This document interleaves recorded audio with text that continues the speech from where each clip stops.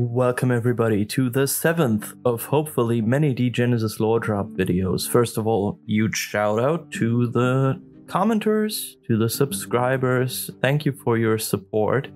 And I also want to give a huge shout out to the Degenesis community in general, who have also been very, very kind. And especially a giant shout out to the people who put together the metaplot document, Lost Archives of Praha. I forgot to mention that, but this document has been very, very helpful in putting together these videos, and also before that, just being a DM. It's a great document. Check out the Discord. Also a big thank you to the people who wrote to me about the Jahamet and Jerome Gatrell connection. I've included some of this information in this video, which, by the way, was a piece of work to put together. I hope I didn't make any huge mistakes and managed to make a coherent video. And I hope you enjoy it, people. Like, comment, and subscribe for more.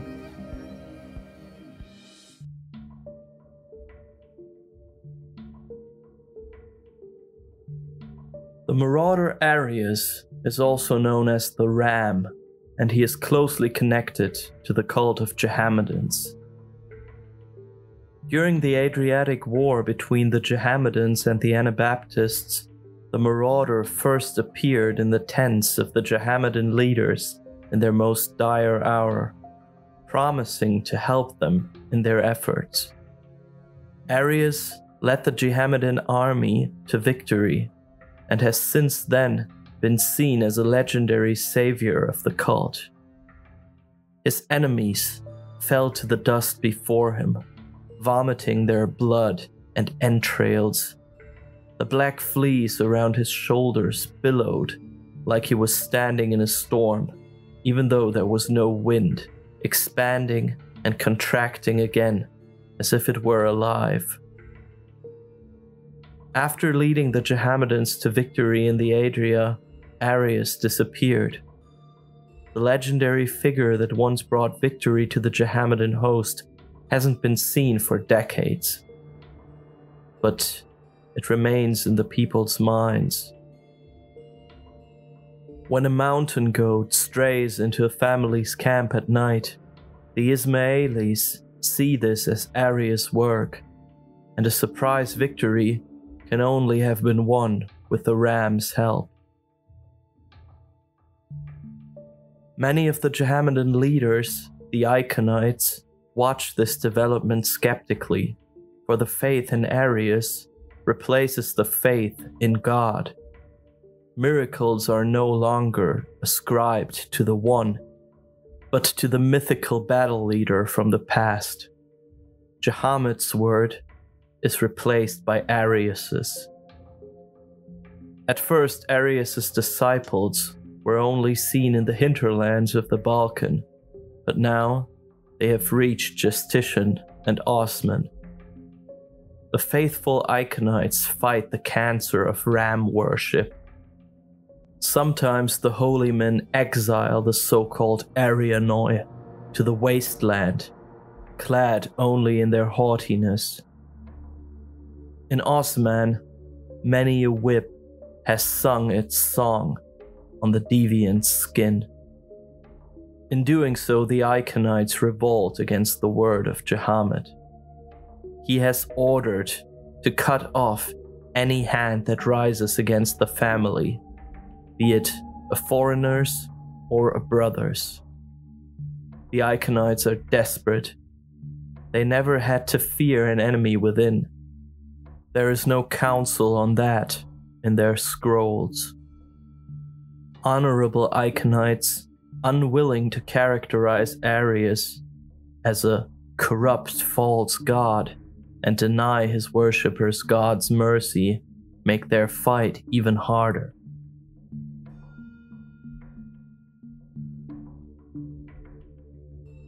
After the battle in the Adriatic Basin, Aries and his newly recruited followers, the Arianoi, disappeared without a trace. Rumor has it that he went to Crete, where he was born. These days, the Jahamedans only hear bad news from the island.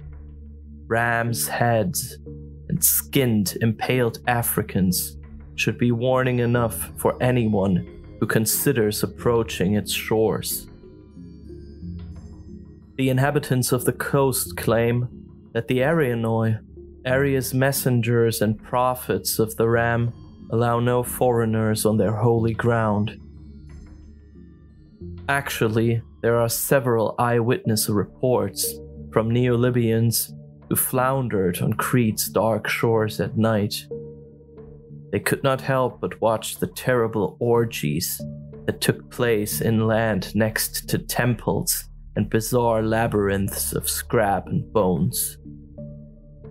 The tales of torchlight and squealing lambs staggering around in a circle of ram-headed men with open jugulars seem far-fetched. For a long time, the scourgers laughed about the Neo-Libyan Wamai, who claimed to have watched this gruesome spectacle. Then, the Gimbia, a 500-ton transporter, ran ashore close to Tobruk on the Neo-Libyan coast. There were no survivors on board. The Neo-Libyans and scourgers had been disemboweled and skinned. Rams' heads were piled on the deck. The Neo-Libyans may rule the Mediterranean, but they have given Crete a wide berth ever since. The truth about Aries and his Arianoi goes much deeper than simple tales of bloody orgies. The few Arianoi who revealed themselves to their brothers in Bucharest paint a completely different picture.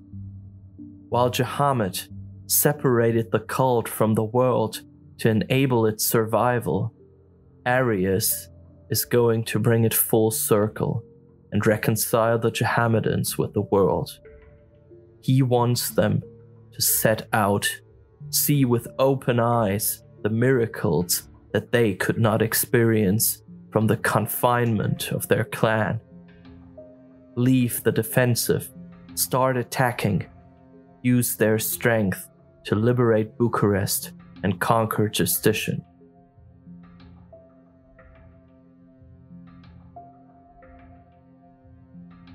After the Jehammedan city of Osman was attacked by artillery fire in the wake of Chernobog's war, the citizens of Osman cry for Aries to help them against the hordes of the Horned One, a warrior of Chernobog. We don't know if these cries for help will remain unanswered, as they were before, when the Iconite of Bucharest was desperate for support during his battle against the Africans and the Anabaptist. Bucharest's Iconite had to bow his head to Karakan. 2 days later, he surrendered the city. It seems like Aries chooses carefully to whom he will offer his help.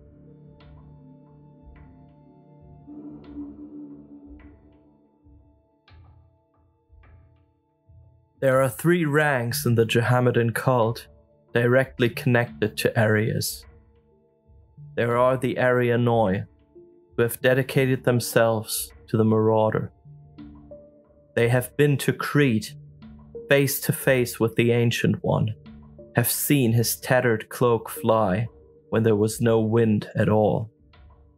They have taken the ram's head, drunk Aries' metallic draught from it. Intoxication, courage, and strength have been the pillars of their life ever since. There are the blood of Aries. Their wounds close impossibly fast. Their mind becomes clouded when the visions come.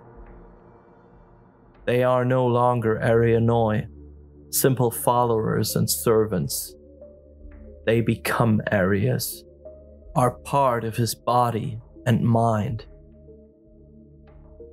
Then there is the rank of Fatum. As Aries' herald, the Fatum announces imminent misery for the cult's enemies.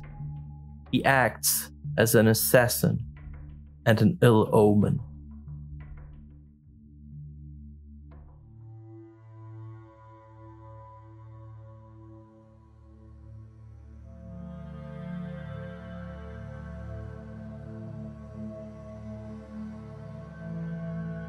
When it comes to Aries' identity before the Eschaton, the situation is more complicated than with the other marauders, who have been identified as former board members of the recombination group. The same is true for Aries, yet we know that more than one Aries exists. We know of 9 incarnations of Aries, called the Horned Nine. They are incarnations of the self-proclaimed prophet Jahamet, who killed himself before the Eschaton to escape the clutches of Jerome Gatrell and the dire fate of the other marauders. At the beginning of the transhuman era, the prophet Jahamet emerged as a religious leader to those who searched for guidance during the changing times. He preached about a giant merging of the 3 Abrahamic religions, focused on time-tested values, and thus became an antithesis to Jerome Gatrell's philosophy of excess, which the co-founder of the recombination group preached via streamcast. We know that Gatrell would later make his former competitor for the hearts and minds of the people a member of the recombination group's board. In the second transmission of Jahamet, we find out that Jahamet illegally used recombination group funds to further build up his young religion, and that Jerome Gatrell probably expected him to do so. Jahamet disappeared after giving a speech in Mecca, which can be heard in the first transmission of Jahamet.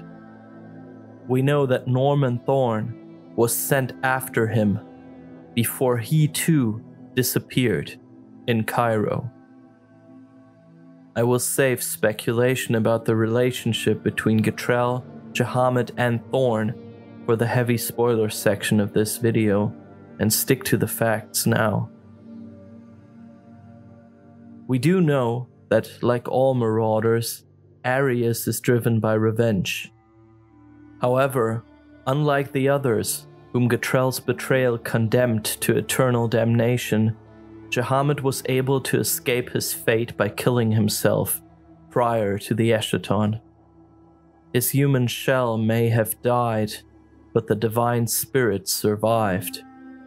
His memory disintegrated and has inhabited various incarnations over the last 500 years.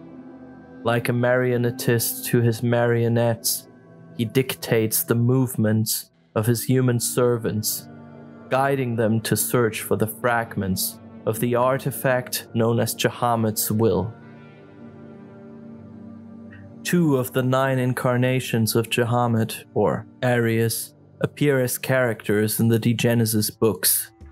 The first one is Ifrit, who plays a significant role in the Black Atlantic adventure.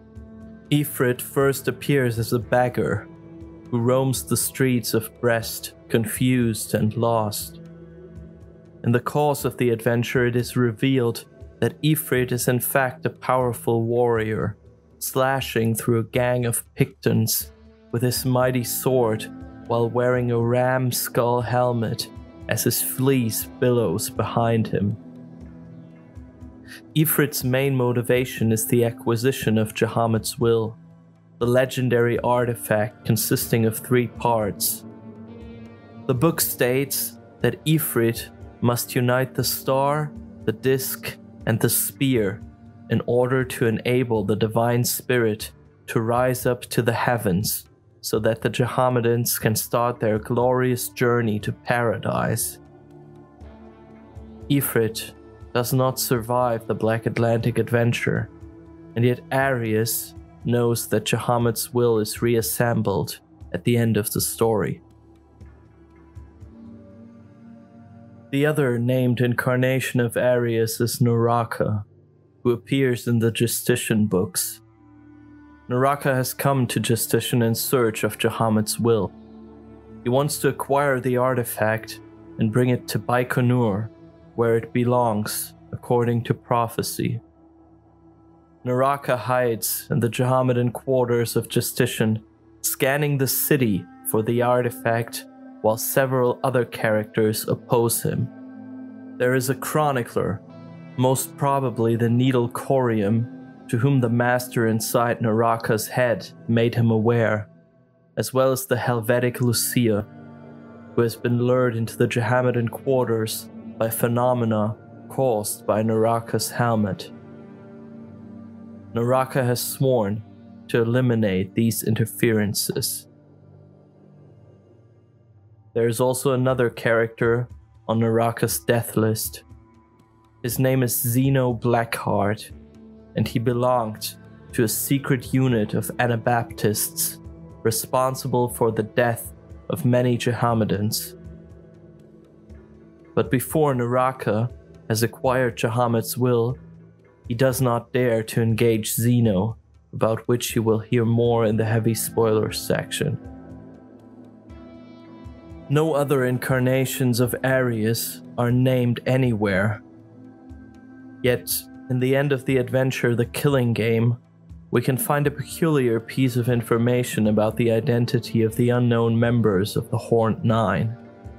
The text mentions Helvetic infiltrators to be part of the Horned Nine, yet no other information is given about them anywhere else.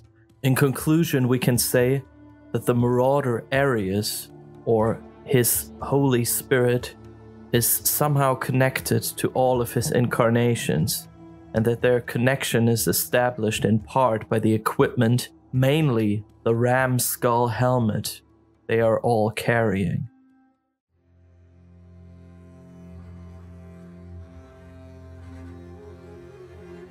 From the Ifrit page in Black Atlantic, we learn a little bit more about his journey to becoming an incarnation of Aries. A ritual is described that takes place in a temple on the island of Crete. One part of this initiation ritual is drinking so-called silver milk from a chalice. After drinking the milk, an ocean of blackness engulfs Ifrit's mind. For a moment, he is dead. Then his human body is flooded with the divine spirit. He now knows his task. The helmet of the ram guides him through space and time. The fleece warms and strengthens him. And Aries' blood pumps through his heart. This procedure bears some heavy similarities to the creation of nanite clones of Jerome Gatrell. As we know from the Newmancer book, Jerome Gatrell has surrounded himself with sleepers who underwent a special nanite treatment that destroyed their original DNA structure and turned them into clones of their master, who one day might replace Gatrell after his return to Earth. This fact deepens the connection between Gatrell and Jehammet. In fact, many fans believe that the metaplot of Degenesis circles around these two figures mainly, and that the ideological battle between them that started even before the Eschaton was expanded into the New World after the Apocalypse. While Gatrell created an ideology of excess that led to the creation of the apocalyptic sect and the cult of the apocalyptics, Jehammet used the millennia-old concepts of the Abrahamic religions to create his ideology. Where this battle of ideologies led and will lead us, and how other factions like Project Tannhäuser, Project Free Spirit, the Marauders, and the Needles play into it, will be part of another video. What we do know now is that the Horned Nine and the Needles follow the same goal. They want to get their hands on Jehammet's will, reach the space station in Baikonur, and enter the so-called Ark of Jehammet. Not much about this Ark of Jehammet is known, but It is assumed to be a vessel to carry the faithful followers of Jahamet to the stars.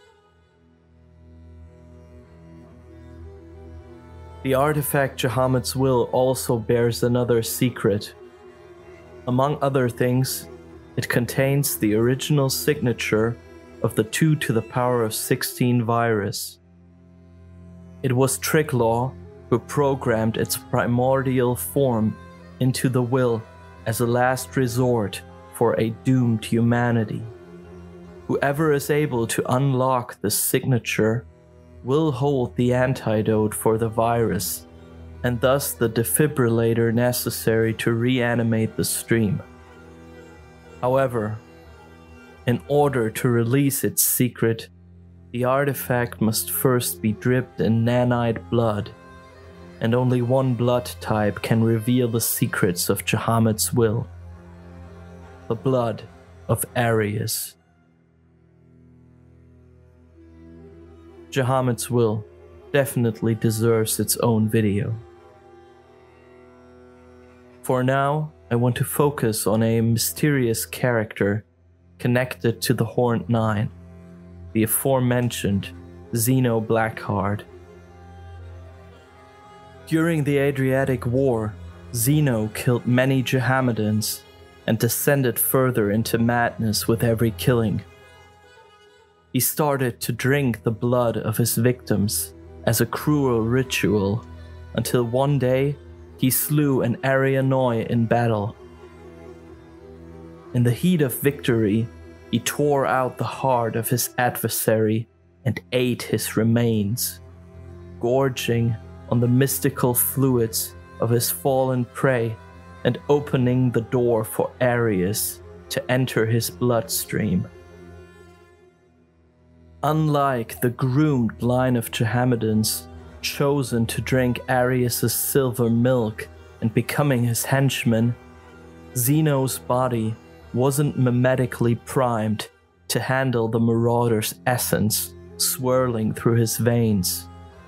Particles of Aries' own memory were suddenly mixed with Zeno's own thoughts, while foreign impulses, delusions of grandeur, and crystal-clear emanations ravaged his mind, opening pathways to unattainable knowledge, spun out like a fractal spider web of opportunity before his waking eye.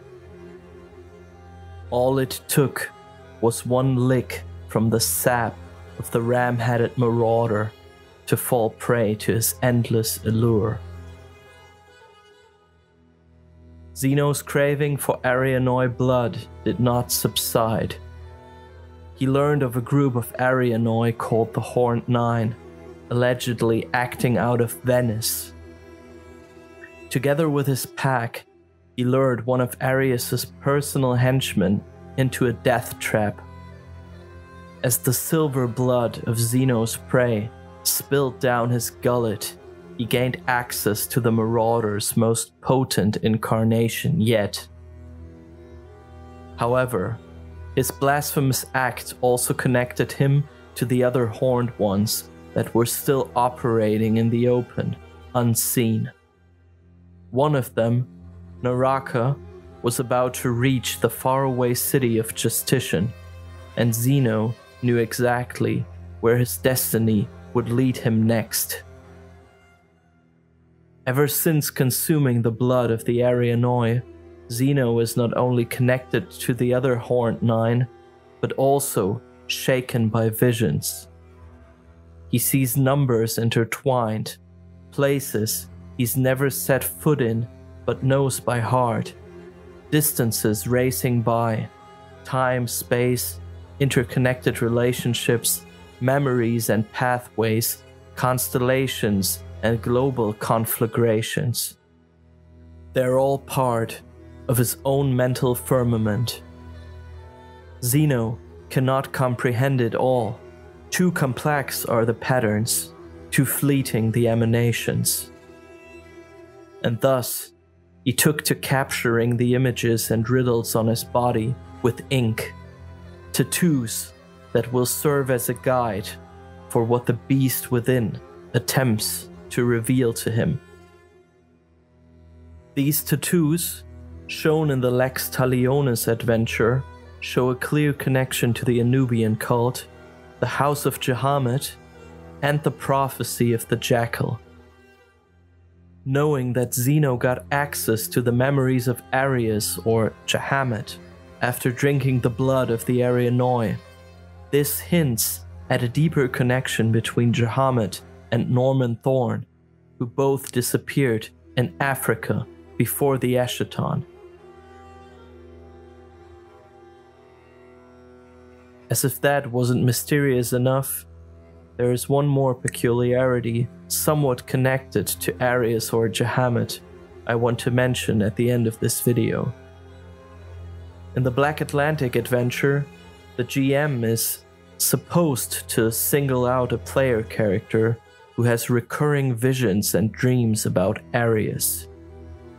These visions can, to my knowledge, not be explained by nanites or silver milk, and seem to hint at strange powers that show similarities to those of the Homo Degenesis, with hallucinations and bodily reactions. Then there is also the collective vision of the Jackal and the Ram, all player characters in the adventure witness in the megalith field. The section of the book bears a rather heavy title, The End of the Earth Age, which seems too heavy to be meaningless. During the vision, the characters see a seven-eyed jackal with a golden crown gorging on the blood of the surrounding corpses before a black ram attacks and ultimately kills it. The characters feel a tingling sensation on their skin, as if there were a static discharge. The next moment, they are back in the present and once again masters of their senses. The jackal is gone, but the ram is still there. This is the moment the fight against Ifrit is triggered in the adventure. The static discharge might hint at what was behind this vision, but instead of speculating further, I will end the video here and leave these questions open.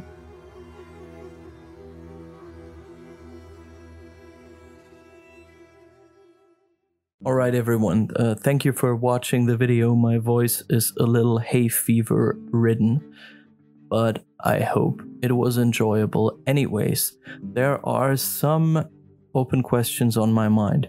The first one being, what is up with the hauntings in Black Atlantic? Do we have any information about what caused them? Next question would be, do we have more information about the connection between Norman Thorn and Jahamet? They both seem to oppose Getrell's plan or have opposed it before the Eschaton. Yeah, what is up with that? And the last one being, is there a connection between Tricklaw and Jahamet? Since the original signature of the 2 to the power of 16 virus was saved by Tricklaw on Jahamet's will. Well, if you have the answers, comment please. Join the Discord, check out Clan Wars, and have a great one.